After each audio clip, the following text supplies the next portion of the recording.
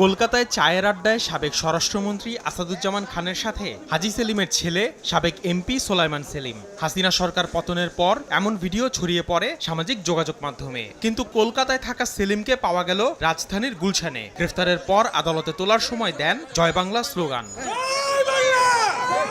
বৃহস্পতিবার দুপুরে ঢাকার সিএমএম আদালতে সোলাইমান সেলিমকে তোলা হলে 10 দিনের রিমান্ড চান তদন্তকারী কর্মকর্তা। চকবাজার থানার রাকিব হত্যা মামলায় এই আবেদন করা হয়, কিন্তু মামলার মূল নথি আদালতে না আসায় রিমান্ড শুনানির তারিখ পিছিয়ে যায়। তাকে পাঠানো হয় কারাগারে। যেহেতু তার বিরুদ্ধে কোনো অভিযোগ নাই, সে কারণে তার এই যে রিমান্ডের বিষয়টা, সেই রিমান্ডের কোনো যৌক্তিক কোনো কারণ নাই। যেহেতু উনার বিরুদ্ধে আরও কয়েকটা মামলা আছে, যদি মিডিয়াতে আসতে হয় তাহলে উনি আইনি জটিলতার কারণে উনি মিডিয়ার সামনে তখন আসেন নাই। এদিন আদালতে তোলা হয় আওয়ামী লীগের আরেক শীর্ষ নেতা তোফায়েল আহমেদের ভাতিজা সাবেক সংসদ সদস্য আলী আজম মুকুলকে। মিরপুর মডেল থানার শিক্ষার্থী নাহিদ হত্যা মামলায় তাকে গ্রেফতার দেখিয়ে কারাগারে পাঠানো হয়। তবে আসামির শারীরিক অবস্থা বিবেচনায় কারাবিধি মোতাবেক তার চিকিৎসার ব্যবস্থা করার আদেশ দেন বিচারক।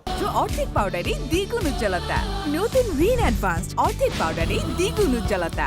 তাদের এই সহযোগিতা এবং তাদের পরামর্শে, তাদের ষড়যন্ত্রে, পরিকল্পনায় সেই দিন এই আন্দোলনকারীদের উপরে গুলি ছোড়া হয়।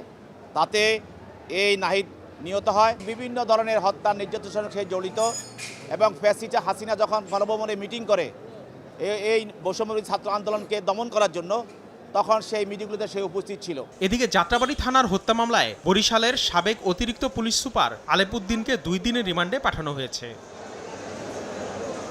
আসিফ মোহাম্মদ সিয়াম, সময় সংবাদ, ঢাকা।